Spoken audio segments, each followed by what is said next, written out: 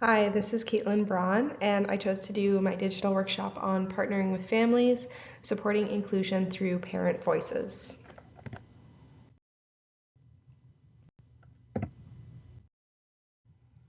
So the content that I'll be focusing on is the foundations of family inclusion, building connections with parents and families, forms of involvement, so how to engage, benefits for children with diverse needs, benefit to the learning environment, resources for educators, and then a conclusion that summarizes. So the foundations of family inclusion. Inclusion means an environment where all children feel valued, supported, and free to participate. So what is inclusion? It means that everyone is wholly encompassed and all of their needs, wants, and voices are heard. Families help educators better understand a child's strengths, routines, identities, and needs. So specifically, the family's role in inclusion is a very important one. They can act as another educator who can really incorporate their voices into what they know about their children, and kind of how things run outside of the classroom. So yeah, parent voices contribute to a more personalized and responsive classroom setting, and that will better support, especially a child with diverse needs. So they can really advocate for what they know about the child, their special, cues, and all of their extra kind of needs and wants that an educator who doesn't necessarily have experience with may miss if a parent's voice is not incorporated into the classroom setting. So inclusion is strengthened when families are viewed as partners in the learning process.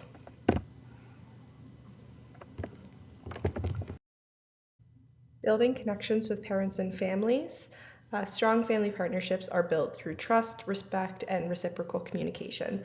So families should feel that their perspectives are valued and included. There should be ongoing and consistent communication that respects the time of the family.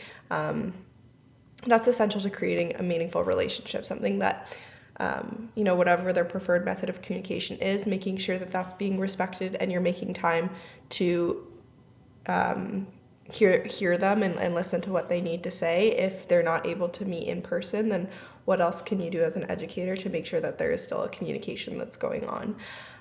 Positive relationships that you would create by respecting those kind of boundaries make it easier to communicate when concerns arise. So if there's a mutual and respectful back and forth that's going on, educators and parents alike will feel a lot more comfortable with sharing things that are going on in the classroom or at home and know that what they have to say is going to be respected and heard. So practice active listening as an educator. Parents are educators that are essential to the child's development as well. Really be attentive to what they're saying, asking questions, and really engaging with the parent and all they have to say really shows you as a student yourself, because this might be, again, the first time that you're working with a child with diverse needs.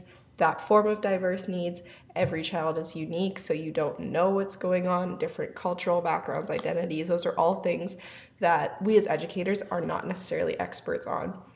So involving them in the decision making, planning, and goal setting is very important to make sure that all of those aspects are being listened to and incorporated into the classroom. So the next slide here is forms of involvement. So that's going to be how to engage, which I think is probably one of the more important pieces of this digital workshop.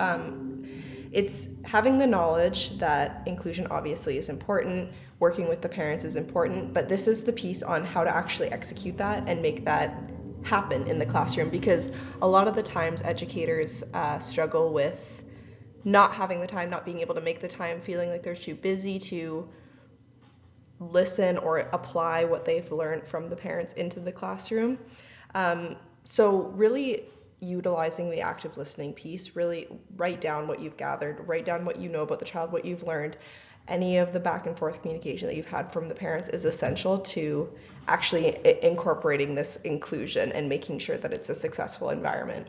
So asking for information about the child's strengths, routines, needs, and interests outside of the classroom, and then understanding also the preconceived ideas of the involved parties. So there's a lot of biases that kind of can go on, especially when it's a new parent, a new child, a new classroom setting. There can be some stigmas, such as Educators may believe parents who aren't as involved as much don't care, and vice versa. Parents may feel that there is no place for their voice or don't know what's going on due to a lack of communication. So really reflecting on that, making sure that you're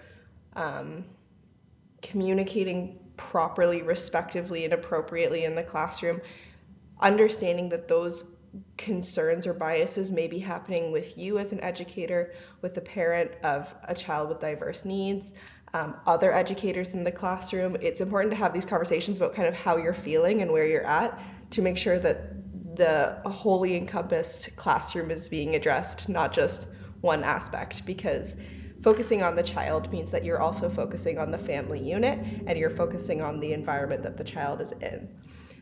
So again, discussing best methods of communication, when, how is best for you, what does this look like?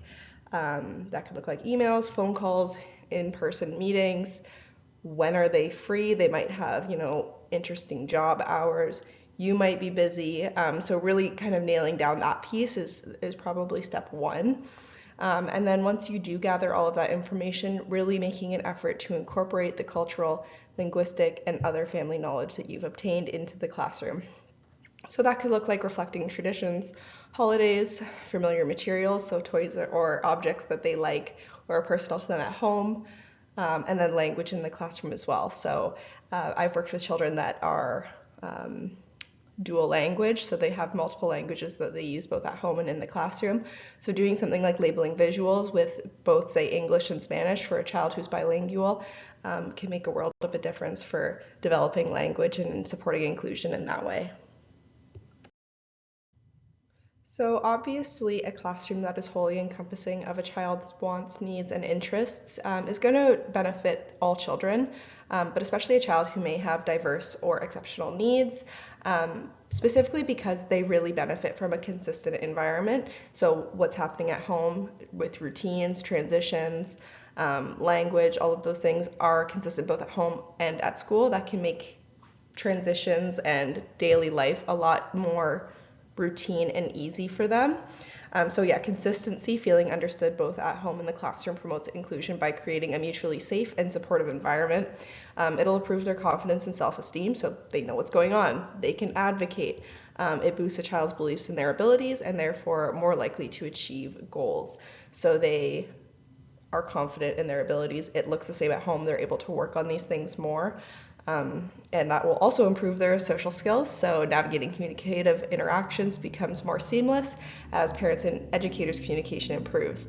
So when you're having those discussions frequently, you know what's going on at home, what's going on in the classroom, and merging that together so it's a consistent environment for the child. It'll also improve their emotional well-being. Children will feel valued and feel seen when their families are involved, promoting emotional growth and mental well-being. It's a nice feeling when everybody's getting along and things are working great at home and in the classroom. They will view the educator as someone that is working with their family and a trusted individual that they can work with on their skills, and that will overall promote their mental well-being. So including family voices into the learning environment is going to benefit classrooms by creating a reflection of lived experiences, diverse families, and cultural backgrounds. It can also improve planning by anticipating challenges and adapting strategies. So if there is a child with diverse needs and they have shared with you something specific that they do at home in their environment, you can incorporate it into the classroom to kind of anticipate those challenges and overcome them or make them a little bit easier to work on in the classroom if you know what's coming, so it can make a more successful environment when you're incorporating things that you've learned from families at home. It can also really improve the classroom culture, so children, both typically developing and children with diverse needs, will see an environment where there is collaboration and inclusion in all aspects, and that'll create a positive learning climate. If things from their own home are being incorporated into the classroom, it can really increase positivity through confidence because they're seeing things that they know and they understand and they like. So communication is easily accessible and mutually respectful. An environment where educators and families can be upfront with and honest, and that's vital to the success of the classroom. So again, when they're discussing things that they like and don't like, they can be honest about how things work. And if you share something that you're doing in the classroom, they feel that they can say, oh, that doesn't work for us at home. Here's what does. And that can really help promote a positive learning environment.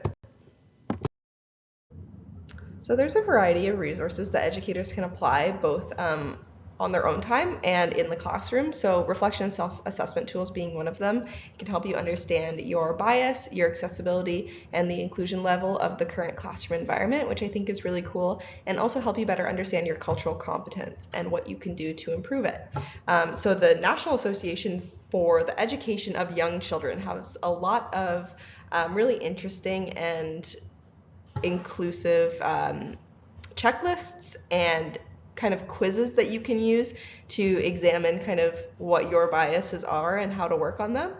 So specifically the developmentally appropriate practice observation checklist is a great one, and then the principles of effective a family engagement survey is a very interesting one where you can kind of use them as tools to better engage with families. So structured family communication tools is another one, ensuring all methods of communication are accessible and up to date with the child and you have all the appropriate family info. And then incorporating curriculum tools such as books, dramatic play toys, and learning materials that reflect diverse cultures, languages, and abilities is very important. And then also using visual supports and accessible materials for educators that give concise tools for family inclusion. So there's a couple that I've got from my field placement. I will show them on the next slide. So my field placement Lansdowne operates under a family-centered principle, so they do everything with the family at the forefront instead of the educator or the child or the environment. They really focus on incorporating the family. So it focuses on how supports and resources should be made available to parents and families involved in the early childhood intervention, parenting support, and family resource programs, and which specify how staff should interact and treat families. So this kind of breaks down, sensitivity, family choices, staff work, community supports. It just gives a little brief on all of those things and how educators can better support being family-centered in their environment.